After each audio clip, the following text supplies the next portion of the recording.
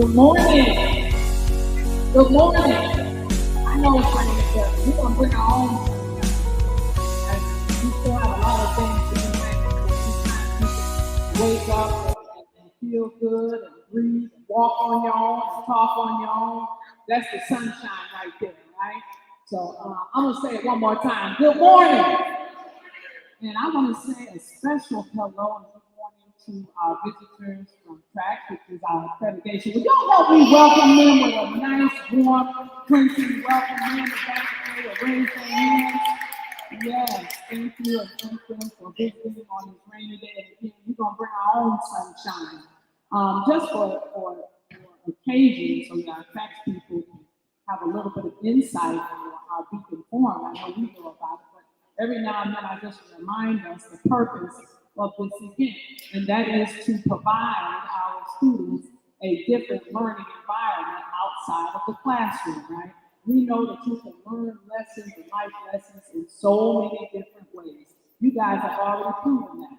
I'm always excited and just so happy and proud when you all get up here and share your experiences about the internships and opportunities that you've had. Those are learning experiences that you're sharing with us and other students.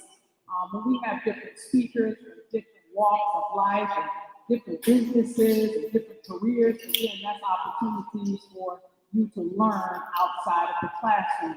And not just from teachers, but from our president, our dynamic president. He's always dropping words of wisdom and knowledge.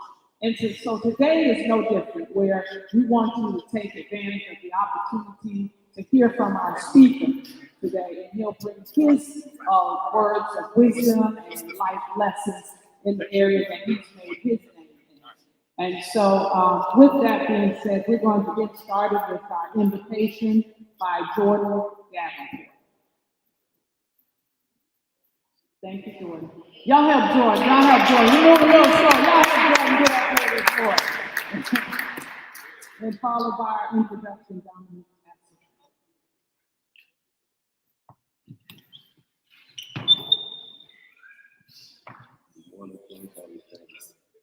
It is my pleasure to lead into this. Everyone, please bow your head and join me. Dear Lord, we come to you as humbly as we know to say thank you. Thank you for your grace and mercy. Thank you for all you have done in our lives. And you will continue to do. Lord, please surround us with your love and protection. In your name we pray. Amen.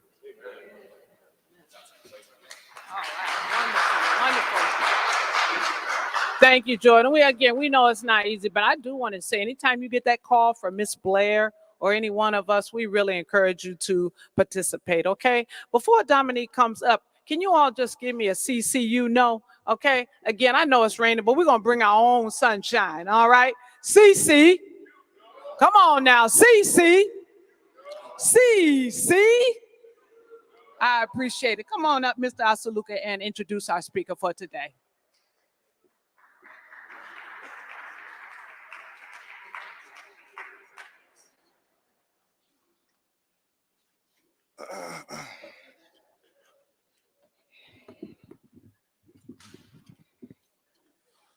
Good morning, Clayton College family. How y'all doing? Hope all you are doing good today. My name is Dominic Asaluka. I hail from Newark, New Jersey. I'm a freshman majoring in business administration. I'm here to introduce our guest speaker today, Mr. Ryan Joel Coleman. Mr. Ryan Joel Coleman has been inducted into Marquise Who's Who's, as in Marquise Who's Who's biographical volumes. Individuals profiled are selected since current reference value. Factors such as a position noteworthy, accomplishments, and visibility and prominence in the field are all considered during the selection process. He has held many different positions throughout his career. Mr. Coleman, better known as Ryan Joel, is most proud to succeed as a father, the author, the speaker, and host, and currently serves as the president and chairperson of the Black Fathers Rock. In this capacity, Mr. Coleman strives to bring fathers together and reconcile families and provide resources to impact the community. Dedicated to the esteem of other men, as well as upholding a positive imagery of fatherhood. Ryan Joel drew inspiration from a commercial from Black Girls Rock, which influenced him to spearhead a similar idea aimed towards fathers. He subsequently organized an annual awards show to tell the stories of Black men and feature positive role models in fatherhood. Well regarded for his indelible impact on the community, Mr. Joel was bestowed the Carson Beckwith Award from the Charlotte Alumni Kappa Alpha Psi in 2019. Additionally, he is a recipient of the Excellence in Community Award for the Media of East Charlotte Stream Academy, the Top 10 Under 10 Award for Excellence in the Industry in the University of North Carolina at Charlotte, where he obtained a bachelor's degree in 2009. Mr. Joel was recognized as one of the 50 most influential people in Charlotte in 2014. He also was well known as the 29 most stylish individual for the South Park magazine in 2019. It lists. Throughout the ravage of COVID-19 pandemic, Mr. Joel assisted in feeding over 800 families. He regularly assisted to schools in Charlotte and region and provides vulnerability of community members, which such necessities are the diapers and utility bills payments. He is a former weekly contributor on WCCB Charlotte, co-host on the weekend training segment. Mr. Joel hopes to bring Black Fathers Rock to a global audience and create a television program highlighting the achievements of the organization. With no plans to leave the Charlotte, he aims to continue to achieve in every field of a human endeavor. Moreover, Mr. Joel hopes to continue creating engaging and inspiring content while providing hope to a generation for all. It gives me a great pleasure to welcome our speaker today, Mr. Ryan Joel Coleman. Now, everybody clap up for me. How you doing? Good morning, everyone. Oh, we got to do better than that. Good morning. I'm not a preacher, but what they say, I want to talk back church. If you all can come a little closer, can we be one big family? Just a little bit closer. We got some rows on the front. I just want you to be a little closer. Even you in the back that are visiting, I wouldn't mind having you a little bit closer as well. So I'll give you a second to do that. Come on up. Oh, I'm nervous now. Bishop Crump is here, so I really got to make sure I'm. Good morning, Bishop. Morning. That's what I'm talking about. Do I get to do the CCU thing? I can do it. So I want to say thank you all for being here today. In my haste this morning of having to get 3 kids out of the door to school and get to work on time and prepare for this, I forgot my giveaways, but I do have 2 giveaways that will have opportunities for you to win. And so I'll get those to you through Dr. Mack. And so before I begin, I do want to say thank you again for having me here. I know Dr. Mack is watching online. So I don't know if you know Dr. Tony McNeil, but he was my high school choral director. That means he's really old. I say he graduated with us because he got to Olympic High School in 96, I believe. I got there in 97. And we had, no joke, you can look us up, one of the most dynamic gospel choirs in the state, and I would venture to say the East Coast. We would travel to Florida. I went to Florida State University, did a gospel choir tour there. We had a gospel fest in Charlotte with Donald Lawrence in attendance. We had Richard Smallwood come to class. He took us to Canada's Wonderland, which is basically like Carowinds in Toronto, Canada, at 16. So he exposed me to a lot, and so I've thanked him privately, but I also want to thank him publicly for being there. One thing about Dr. Mack is he never lets me call him by his first name, no matter how old I get. So if you ever try to call him by his first name, and I know he's watching and will text me if he sees this, I'm not going to do it. I'm not going to do it. But I do want to thank him for allowing me to speak to you all today. The current generation, each of you are leaders in your own right. on campus, in your communities, for your families, you'd be surprised to see how many people are actually watching you and taking notes. You're always on stage. Remember that. So Clinton College, this is my first time here, and I did a little research, so I think I fit the color scheme of the university pretty well, right? Did I do okay? All right, good. And so I checked out your website, and it said choose achievement on your website. And as my bio mentioned, I am a member of Kappa Alpha Psi Fraternity Incorporated. Sorry, Bishop Crump. And achievement in every field of human endeavor is our motto. So I think I'm in the right place. Additionally, as a Kappa man, I do things in threes, right? And so you'll see that throughout this brief talk. Now, I see a lot of you have your laptops or your phones, pen and paper. Take some notes real quick, because these are 3 things that I live by, all right? 3 things I live by. 2 of them are mine, and the other one I stole from a very famous person, and that'll be an opportunity for you to win a copy of one of my books soon. So the first one is, it doesn't have to be perfect. It just has to be out. The second one, if God gives you a vision, he must also give you provision. And the third one, which I actually have tattooed, it always seems impossible until it is done. Can anybody tell me who said that last quote? It always seems impossible until it's done. Any guesses? Yes, sir. Dominique, right? Kobe. It is not Kobe. It's a good guess, though.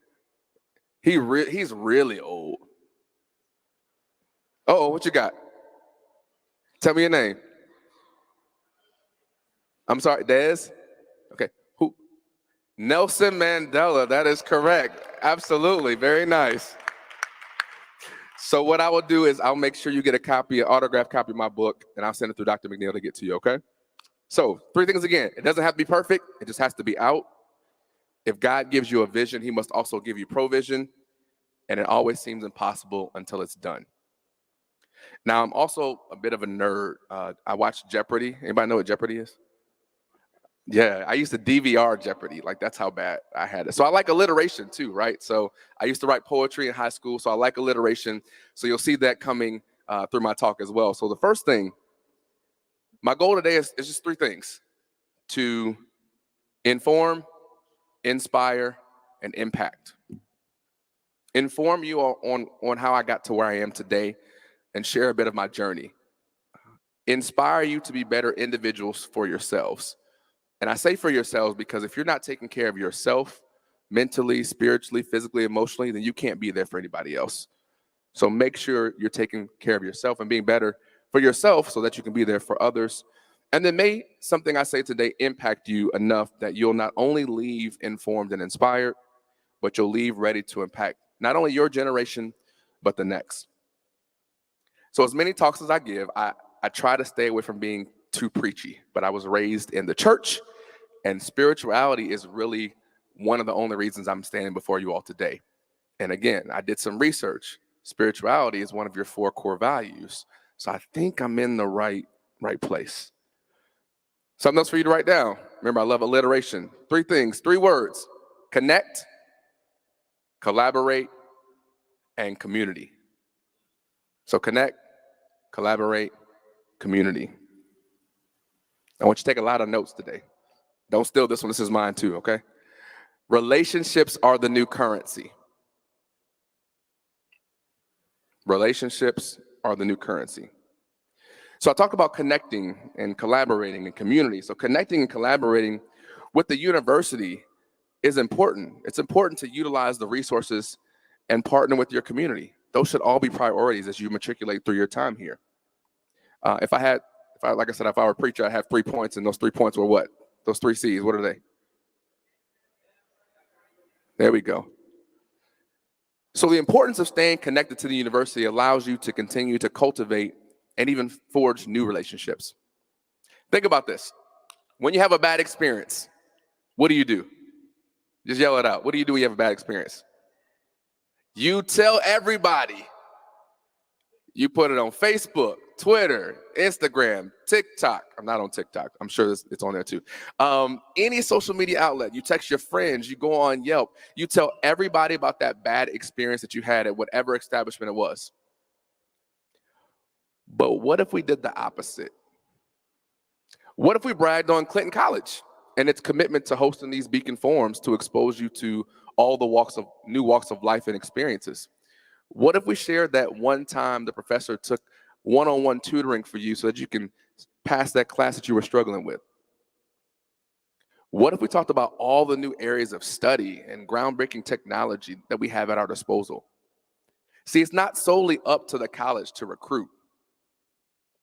Word of mouth advertising is still one of the best ways to get the word out. And guess who that starts with? It starts with you all. You chose this university for a reason. So why not tell everybody about how great it is?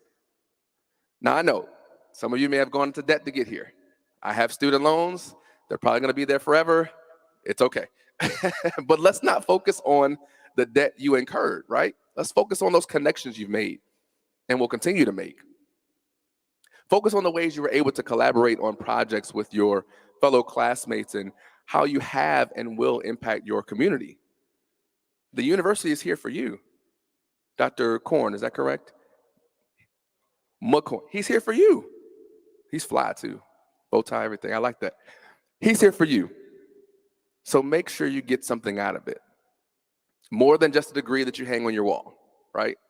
Or if you're like me, it's in a box of memorabilia with everything else. And no one's ever asked me to see my my degree in any job I've ever applied for. So sorry, UNCC. So quick story. As mentioned, I have 2 published books. The first one is Fashion and Fatherhood. That is a paperback book that I published in August of 2016. At the time, I had been in the fashion industry for 15 years, and I'd been a father of my daughter 15 months. And so it really talked about my journey of shooting for the moon, if you will. So New York is like the mecca of fashion in America. And so I was living in North Jersey, working at Saks Fifth Avenue, going back and forth to market and buying and all those things. And so I was somewhat of an expert in one field. And then I had this baby that I had no clue what to do with. And I was very much a novice in that. And so that book is not necessarily about fatherhood. It really is about leadership principles for life. And so when I give you that book, you'll know and you read it, that it's more than just fatherhood. And then my second book is kind of the opposite. It's called Practical Parenting. And it talked about the 15 months I stayed at home as a stay-at-home dad with my son. So my kids, my daughter, she'll be 8 in March and my son will be 5. And so those 2 books, a little bit different, but they allow me to, how often do you hear about a man talking about fatherhood or being a stay-at-home dad? And so for me, my goal is to always change that narrative of how we view Black fathers. And so that book does that as well. But what many people don't know is I never wanted to be an author. I never strived to be an author. When I was a kid, I had a infatuation with the stars, and I wanted to be an astronomer. But I didn't have anybody to cultivate that in me. And so as a teenager, I realized I had a knack for fashion. I didn't go to school for fashion or anything like that. I just had a knack for it. And at 16, I kind of crossed over. I was like, all right, I can be something in the fashion industry. And I used that to move forward. But I said all that to say that even though I never aspired to be an author, there was something I was doing at elementary school that I didn't even know I was doing at the time. And I have an uncle who always says that you're always doing something, whether it's subconscious or conscious, for your future. And I was practicing writing in the book in cursive. Y'all know what cursive is? They don't teach cursive in schools anymore, so I just need to make sure. I was writing my name in the notebook, like the papers, the back of the notebook, the front of the notebook. And what I was writing at the time, and I didn't know it until now, was my autograph. So the books that I autograph, it's the same thing I was practicing in elementary school. So you just never know what you're doing that's going to take you to the next level. Remember, I said it doesn't have to be perfect. It just has to be out. So you don't always know the journey or the steps to take. But if you knew every step to take, then there'd be no need for faith. Another quick story. The bio mentioned it, but I want to give you a little backstory. I was on local television for 3.5 years, WCCB News Rising in Charlotte. And what many don't know is I pitched the network. I had 2 contacts at the local networks in Charlotte, and I pitched them to promote my book, Fashion and Fatherhood, for Father's Day. And so one of the news stations gave me exactly what I asked for. They gave me a 3-minute spot, talk about fatherhood, talk about my book, and promote it for Father's Day. But the other station did something a little different. They not only gave me that slot of 3 minutes to talk about my book, but they also recommended me to be an ongoing contributor on the morning show. So the crazy thing about that is a couple weeks later, I had an interview. I got the job, and I was invited to be a contributor on WCCB News Rising. One day a week turned into a couple times a month, then once a week, then my own fashion segments.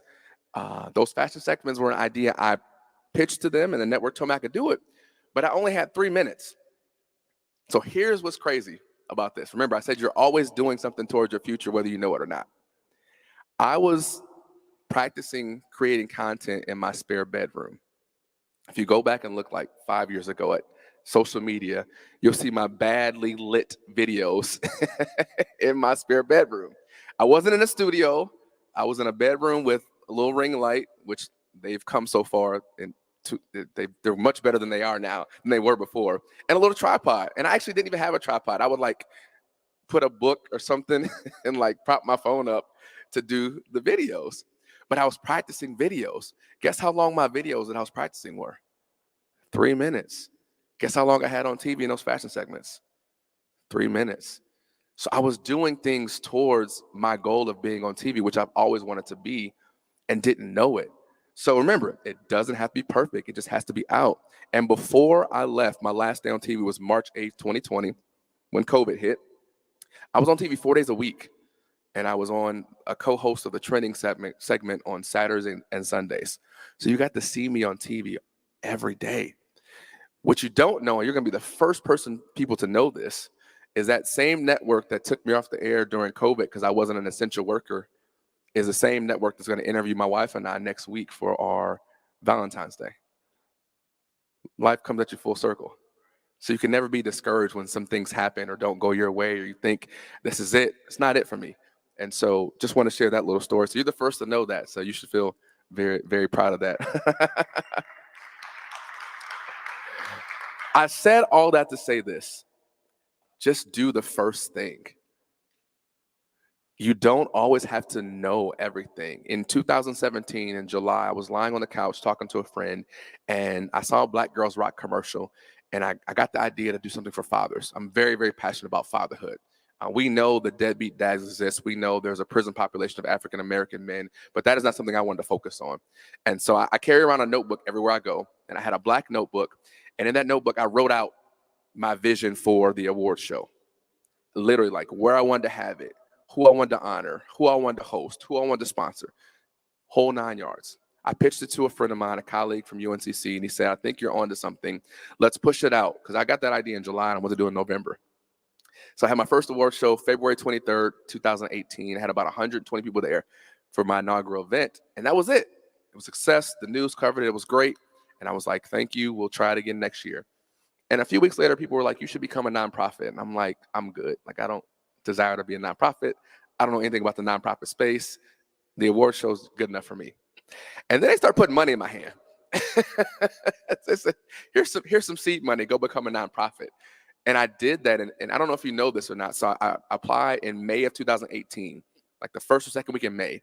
By June 1st, I was a full-blown nonprofit. Now, I don't know if y'all know anything about the government and getting things approved, but that does not happen.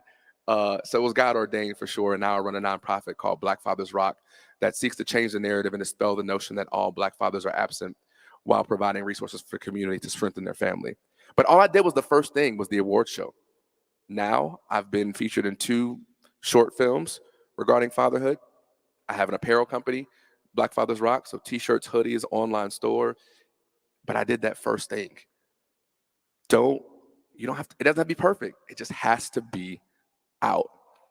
Another thing I did, and this is, I'm going to do real quick because I don't have that much time. December 31st, 2020, and I'll give you some personal background here. I was separated from my now ex-wife, and I was very intentional about my goals for 2021. And I took out a dry erase board, or I bought this big board from Lowe's, and I wrote out what I wanted. Because although my marriage didn't last, it was not a failure. It was a curriculum for my life. And so I never viewed it as one of those people that were going to get divorced and never marry again. I was very much someone who wanted to get married. And so I was very intentional about the woman that I wanted. And I wrote it out. I prayed, I cried, I saged, I did every emotion you could think of. December 31st, 2020 and January 1st, 2021, I got up and I was like, let's go. And within 3 weeks, I reached out to my now wife and we hung out, and it's been 2 years that we've been dating, and it'll be a year married in July. So I said all that to say, that was real quick, real fast forward, but people talk about time lost. God will restore the years that you think you lost. So those 15 years I was with my ex-wife, the last 2 years I've been with my current wife have been phenomenal. And so it took me making that hard step, that one thing to step out and say, this is not working. There's got to be more for me. And so I was very intentional about dating. I went on 2 dates, and then I started dating my wife, and that's been it. So be very intentional. Write it out. I believe writing things down is super helpful. It helps to remind you. And I say paper doesn't forget, people do. So make sure you write those things down. Remember, if I wasn't honing my craft and creating content and my name wasn't good in the streets, as they say, I probably would have never received that phone call from WCCB, from Jacinda Jacobs. Jacinda, yes, Jacinda from 101.9, from the Hornets basketball, from the All-Star games. Fly Tie's wife, y'all heard of Fly Tie? His wife reached out to me. We're great friends, but she gave me an opportunity, saw something in me, and made a dream come true. Relationships are the new currency. So I built 2 brands, my personal brand, Ryan Jor-El, and my nonprofit, Black Fathers Rock, on the simple fact I knew I had one shot at this, and I never wanted to be like anybody else. Even in school, the way I dressed, I've been dressing like this since 96, quite honestly. I never wanted to be or look like anyone else, and I refused to be a statistic. So even though I grew up without a father, I run a fatherhood organization because fatherhood is super important to me.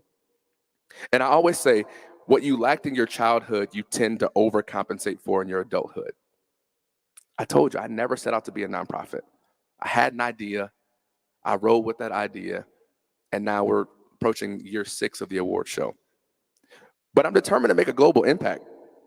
I'm determined to leave this world better than I found it. I'm determined to pour into you all, this generation. But it doesn't matter how good I am. I need to duplicate myself. How can I inspire you to move from normal to next?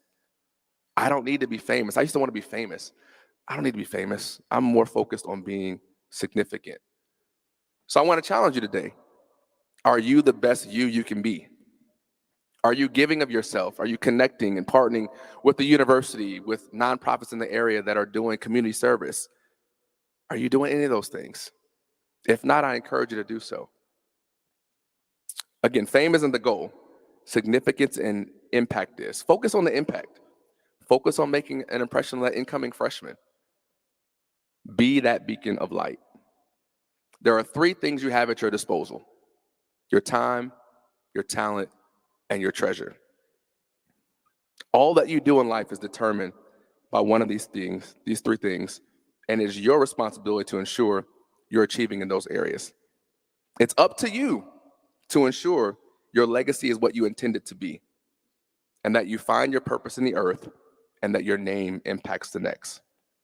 Upon your completion of college, however long that may take, I'm not going to tell you how long it took me. It's okay. But I got it done. Your task is to go back and take what you've learned to not only to your communities, but to your families. 1 Peter 2:5 says this: you are a chosen generation, a royal priesthood, a holy nation, a peculiar people. Don't let society or anybody else make you feel any different. And as the meme says on social media, be you, because everyone else is taken. Thank you.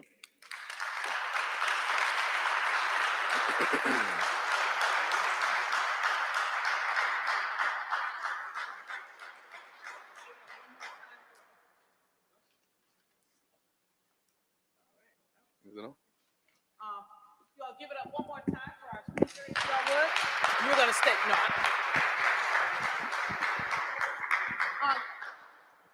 I want to open it up. We want to open it up for questions. I believe this.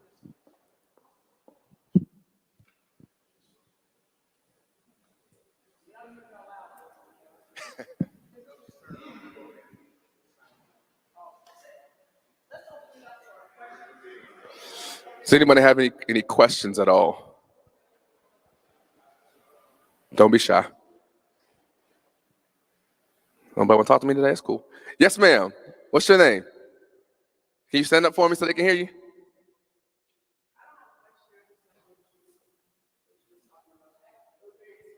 Oh, thank you so much. I appreciate it. Thank you so much. Yes, ma'am. You got to stand up. They got to be able to hear you. They can't hear your question. Is it working? Nah, come. You don't want to stand up? Okay, just yell at me. What you got?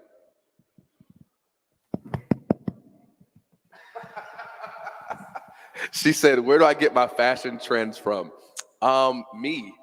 I don't really look to anyone else.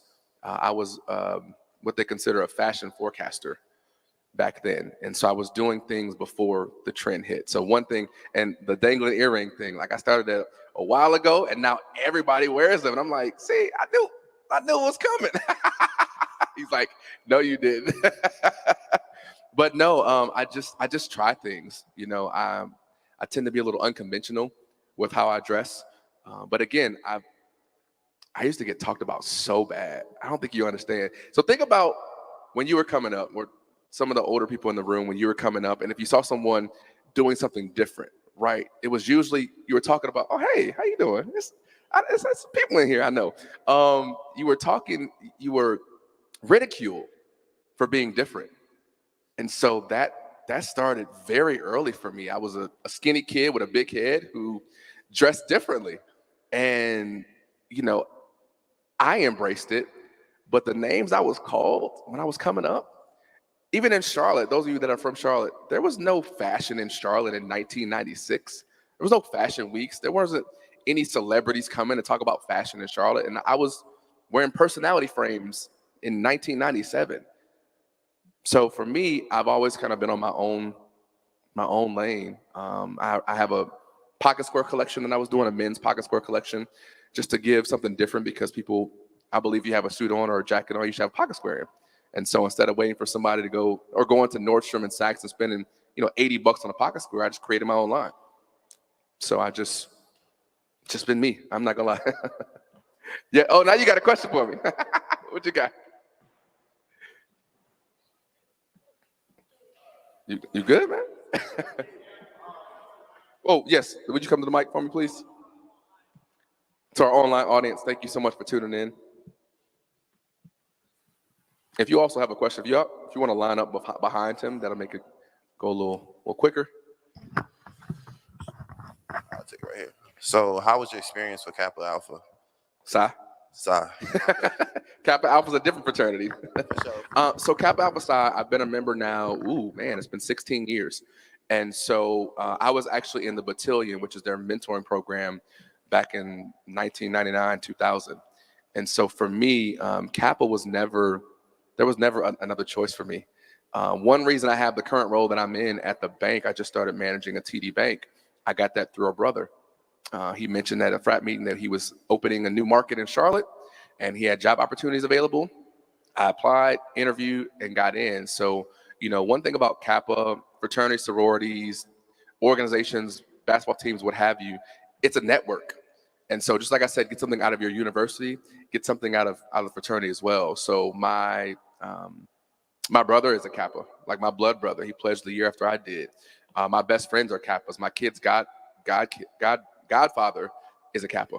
And so the network for me, I've used that in all walks of my life. And so it's been a fantastic experience.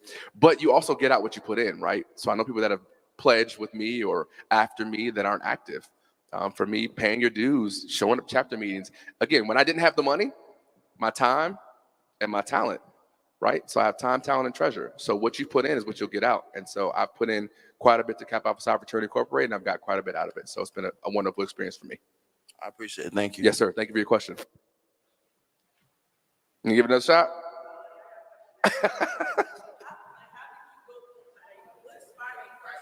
He wants to come to the mic.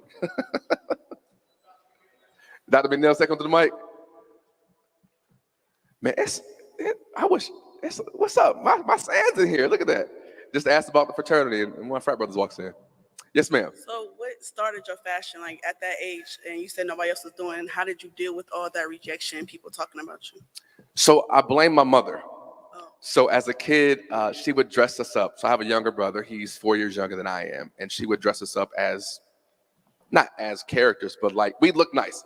So we knew the difference between school clothes and play clothes, right? So when we came home from school, we took off our school clothes, put our play clothes, went outside all day. Street lights came on, we came back home.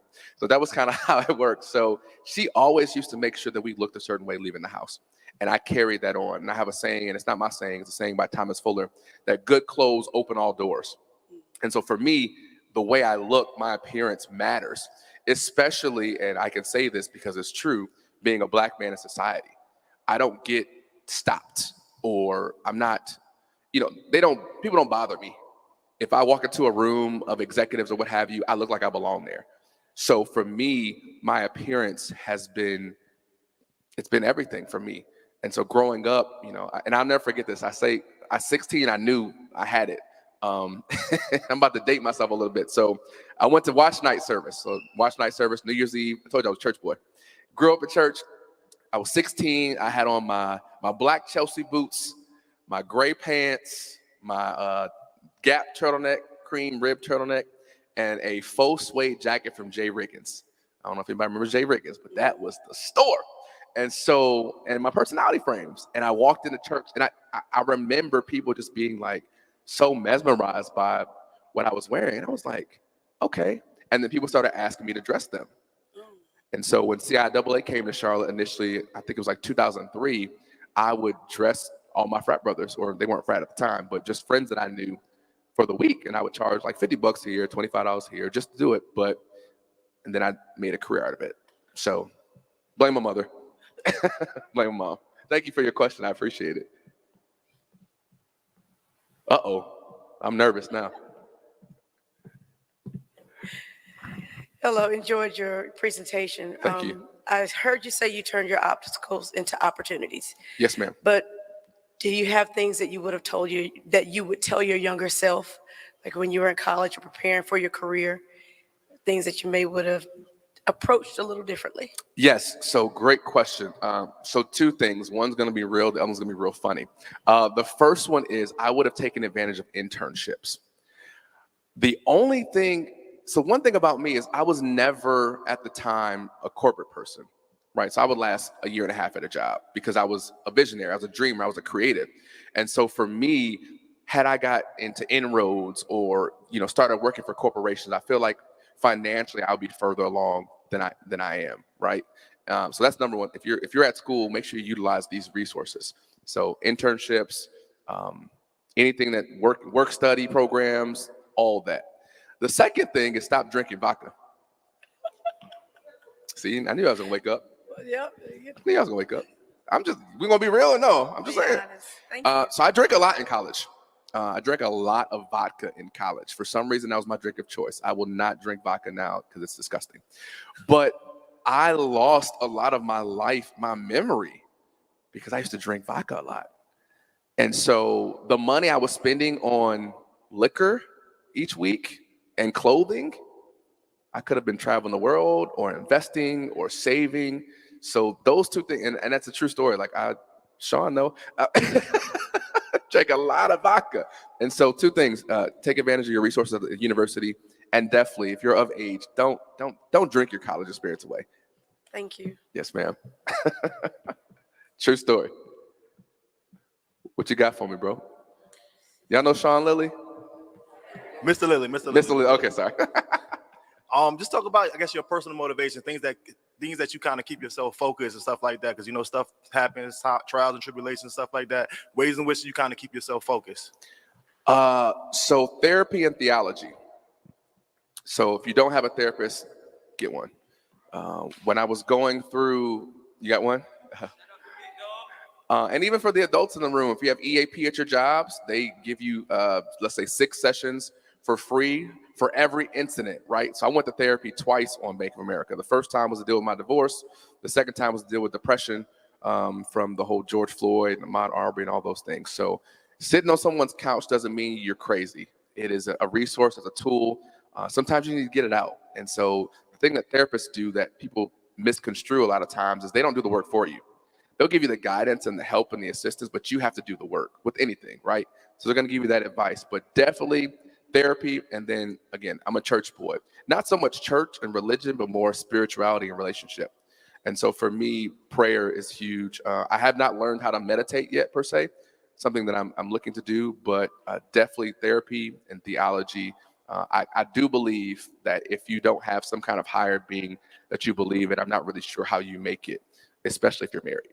So therapy and theology. Thank you for that. Anyone else? Yes, ma'am. Yes, ma'am. Get him, get him. You talked about building positive relationships. Yes, ma'am. Can you expound on that a little bit more for our students who, they're picking friends and, they're in between both worlds, college and then the outside world. So how do they go about picking those positive relationships? So I don't know who said it. You're the sum total of the 5 people you hang around the most. And so if you hang around people who don't go to school, don't go to class, don't do their homework, don't do their testing, you're probably going to be in that realm as well. And so just making sure that you surround yourself with good people and being a good person yourself. I can't tell you the amount of opportunities I've received just based on my relationships with people. And the fact that even in business or personal life, I don't do people wrong. I don't talk about them. I don't demean them. It's very important to have positive relationships. Those are reinforcements for you, right? And so if you have negative ones, then chances are you're going to have negative outcomes. But those positive relationships, you just never know who is going to be the next person to help you get a job, to help you. I mean, your doctor might be someone that you went to school with, right? So if you did them wrong, they might prescribe you the wrong medication, right? Well, we don't want that to happen. And so just making sure as you're picking your friends, as you're gravitating to those people that are in your circle, make sure that you're getting something out of that exchange. Anytime you spend time with somebody, you're literally giving them a portion of your life. So the time that's being spent right now, this is a part of your life that you'll never get back. So make sure if you're spending time with those people that are around you, that is great energy that you're giving and you're receiving that great energy back. Don't expend yourself and then not get anything in return. Because then, like I said earlier, that whole self-care and not taking care of yourself, you won't be here long enough to experience life and enjoy it if you don't take care of yourself. And relationships and your environment plays a huge factor in that. My wife, she was on medication in her last marriage. Medication. My wife hasn't taken medication in 2 years. Her environment matters. Things matter. The people that you're around matters. Your school matters. Your home life matters. So all those things factor into your life. So make sure that you are spending it wisely. Yes, we do have a question online from Dr. McNeil. Okay. He poses the question, what did you do to bounce back from dark days? What rituals or habits do you have to recover from tough times? Oh, wow. That's a great question. I mentioned a little bit of it earlier. So prayer for sure. Therapy for sure. You know what? Being quiet. You can't hear if you're always talking. So for me, sometimes you just gotta be quiet. And I felt the Holy Ghost on that one, my Lord. You gotta be quiet, be silent. I can't hear my next thing to do or the vision if I'm not listening, if I'm not quiet enough to hear. You gotta be quiet sometimes. My daughter talk all the time, like, Peyton, please be quiet. Because it's hard to get things done if there's chaos and noise around you all the time. So being quiet is something that I've picked up. Just sitting, I do the ritual thing that I've done with writing out my intentions. I do that every single year. And this year I didn't have anything on New Year's Eve at the time. But when I laid that on the floor in my new loft, in my new man cave, I laid down and had my board there, and I just laid down and I was just quiet. I put on what's called soaking music. So soaking music is generally like instrumental, ethereal kind of music that you have. And I put that on and I just listened. I was like, boom, I got it. My 3 words for the year, success, prosperity, and abundance. And 2023, manifest your dreams. But I only got that because I was quiet. And so I do the same thing with my daughter. I'm like, Peyton, you need to figure out what you want to accomplish this year. And she's like, where's your board? She looked at my board. She wrote some things down, and we prayed over them, but just being quiet and listening, and being open to what God has in store for you, open to what the universe brings your way. When you do that first thing, like I said earlier, things will come. You'll start getting resources and people that will feed that vision. But in the darkest times, again, just prayer and music. I love music. I don't watch that much TV, but I'll go in and put music on at any given day, and depending on my mood will depend on what I listen to. And yes, I listen to Gucci Mane and Yo Gotti and all of them, but then I also listen to Donald Lawrence, and I'm hood and holy, half hood, half holy. So that's me in a nutshell for sure. I hope that answered this question. Is that it for me? Anybody else? Cool. Thank you all for your time. I really appreciate it. Thank you so much.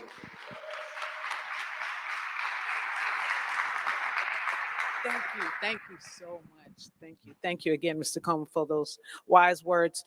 As we continue, I want to bring up Naya Kelly. She did not get opportunity to greet you all in reference to her candidacy for Homecoming Queen, so I'm going to bring her up, and after we hear from her, we'll hear from Ayana Anderson for our announcements. All right.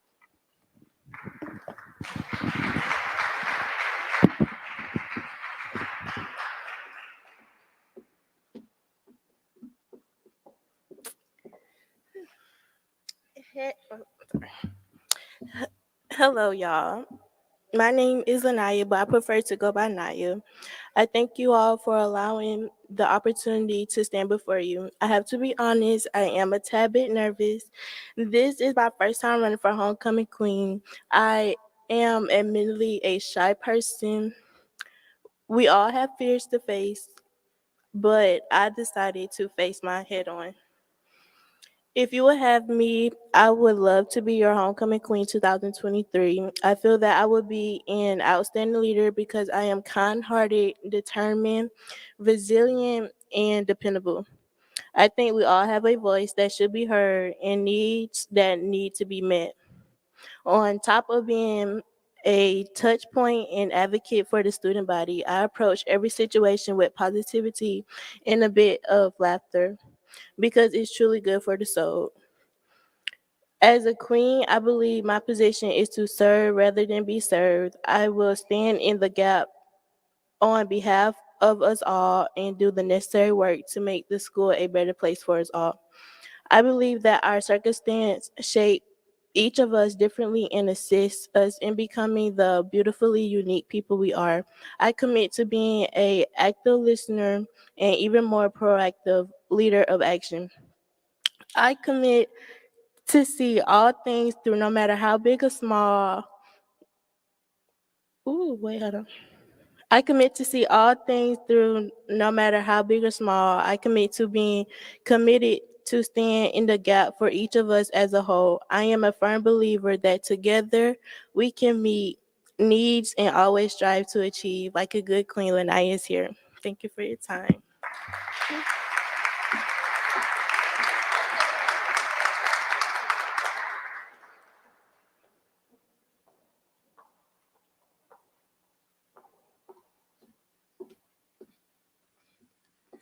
Good morning, Clinton College family. My name is Ayana Anderson, and I'm a sophomore here. So I'm here today for the Bear announcements.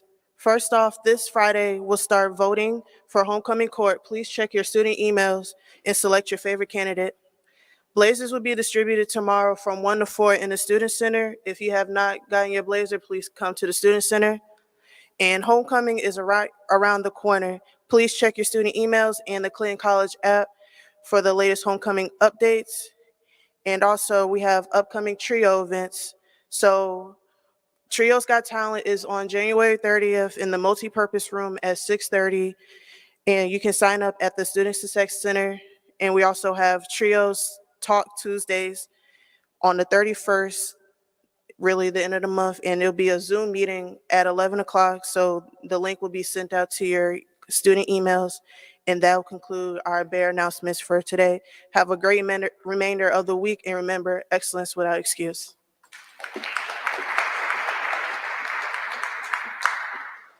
All right. I want to thank again. You all give yourselves a hand. Listen, bigger than that, I want you all to applaud yourselves.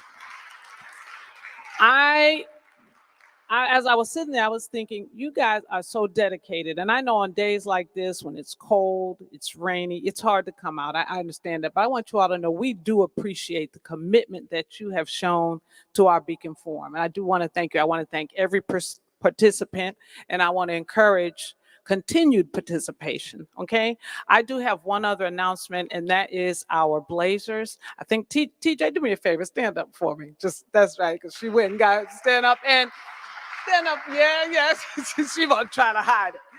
But they are in, guys. We're trying to get them to you as quickly as we can. We'll resume passing out the Blazers tomorrow, 1 to 4 in the Student Center, okay? And then we will have our dedication of the Blazers next Wednesday. That's our plan, next Wednesday, all right? We thank you for your patience and flexibility. We're trying to get our schedules aligned, but I think we've settled on that date and all systems are go. But we're excited for you all to get your Blazers. And I will say this, once you get your Blazers, that's what we'll be wearing each Wednesday to Beacon Forum. Thank you, TJ. Could you stand up one more time for me, because I want you to turn, yeah, she looks great. That's what our Beacon Forum uniform is. Professional, just looking great. And isn't it how appropriate you talked about fashion, you know? To me, and I've said this before, your clothes speak before you say a word. They do. They speak before you say a word. When you look good, you feel good. So thank you for doing that. And so that will be our uniform moving forward on Beacon Forum. All right. So if we'll bow our heads, I'm going to say our closing prayer, and we're going to head out for lunch. Dear Heavenly Father, thank you again for waking us up in our right mind and in good health. Thank you for bringing us here again together today. We ask that you be with us when we leave this place. Amen. All right. Thank you.